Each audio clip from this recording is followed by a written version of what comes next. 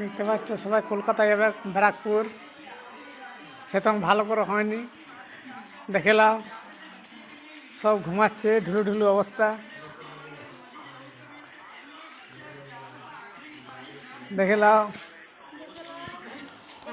Friend, এই যে এইগুলো সব হস্টেল পার্টি, উদয়ন থেকে থাকে ব্যারাকপুর।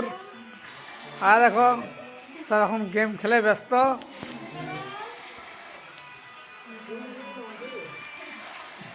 এই যে হরিদাস পাল।